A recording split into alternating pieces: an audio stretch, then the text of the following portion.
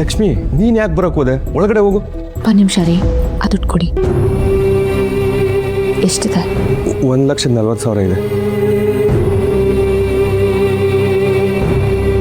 ನೋಡಿ, ನಾನು 2 ಉಂಗುರಗಳನ್ನ ಕೊಡ್ತೀನಿ.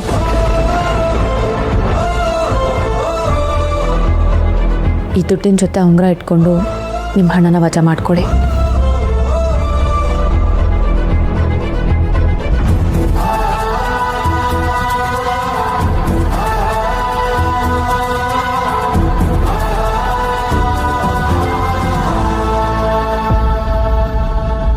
ಲಕ್ಷ್ಮಿ, ಏನ್ ಮಾಡ್ತಾ ಇದೀಯಾ? ಅದ್ ನಿನಗೆ ಮದ್ವೆಲಿ ಕೊಟ್ಟಿರೋ ಉಂಗ್ರ, ಅದನ್ನ ಯಾಕೆ ಕೊಡ್ತಾ ಇದೀಯ ಅವ್ರಿಗೆ? ಅದು ನನಗೆ ಗೊತ್ತು ರೀ. ಚಿನ್ನನ ಯಾವಾಗ ಬೇಕಾದ್ರೂ ತಗೋಬೋದು.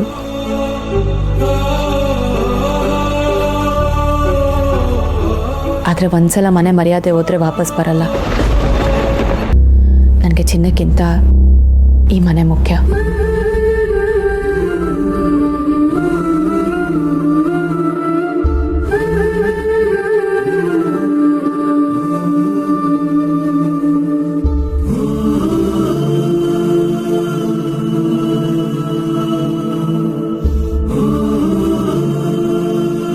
ತಗೊಳ್ಳಿ.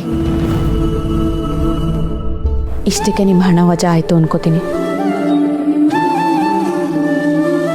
ನೀನು ಒಬ್ಳೇ ನೋಡಮ್ಮ ಈ ಮನೇಲಿ ಸರಿಯಾಗಿ ಮಾತಾಡೋಳಂದ್ರೆ. ಇವ್ರು ಇಸ್ಕೊಂಡಿದ್ದ ಹಣ ಸೆಟ್ಲ್ ಆಯಿತು. ನಿನಗೇನಾದರೂ ಹಣ ಬೇಕಂದ್ರೆ ನನಗೆ ಹೇಳು, ನಾನು ಕೊಡ್ತೀನಿ. ಬಾಯ್, ಬರಲಾ? ಮತ್ತೆ ಯಾವತ್ತೂ ಈ ಕಡೆ ಬರಬೇಡಿ. ದಯವಿಟ್ಟು ಹೊರಟೋಗಿ.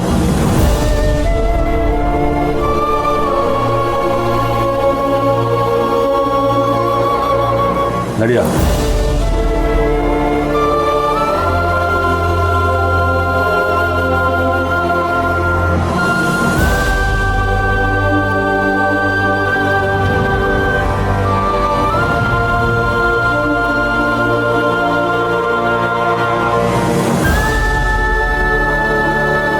ಅಲ್ಬೇಡಿ ಅತ್ತೆ.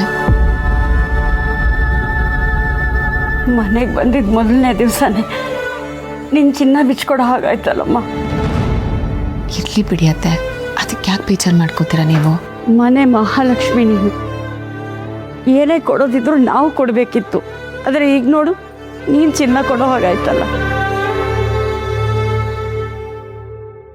ಅತ್ತೆ, ಈ ಮನೆ ಮಹಾಲಕ್ಷ್ಮಿ ಅಂತ ನೀವೇ ಹೇಳ್ತಿದ್ದೀರಾ. ಹಾಗಿದ್ಮೇಲೆ ಈ ಮನೆ ಮರ್ಯಾದೆ ಉಳಿಸೋದಕ್ಕೆ ಆ ಚಿನ್ನನ ಉಪಯೋಗಿಸ್ತೆ ಅಂದ್ಕೊಳ್ಳಿ.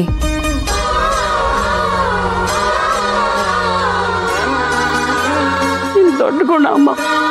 ಕಾರ್ಯೇಷು ದಾಸಿ ಕರಣೇಷು ಮಂತ್ರಿ ಭೋಜ್ಯೇಷು ಮಾ. ಸಾರಿ ಲಕ್ಷ್ಮಿ. ನೀವು ಏನ್ರಿ ಹೀಗೆ ಮಾತಾಡ್ತೀರಾ? ನಾನು ಈ ಮನೆಯೊಳೆ ಅಂದಮೇಲೆ ಈ ಮನೆಗಾಗಿ ಇಷ್ಟು ಮಾಡಲಿಲ್ಲ ಅಂದರೆ ಹೇಗೆ ಹೇಳಿ?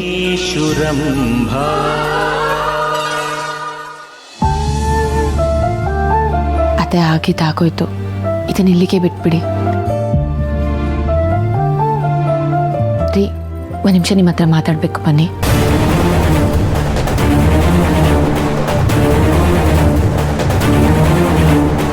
ಮಾತಾಡಬೇಕು ಅಂತಿದ್ದಾಳಲ್ಲ, ಏನಿರ್ಬೋದು? ಏನಾದರೂ ಆ ಡೂಪ್ಲಿಕೇಟ್ ದುಡ್ಡು ಮತ್ತು ಒಡವೆ ಬಗ್ಗೆ ಏನಾದ್ರು ಗೊತ್ತಾಗಿದೆಯಾ ಅಂತ.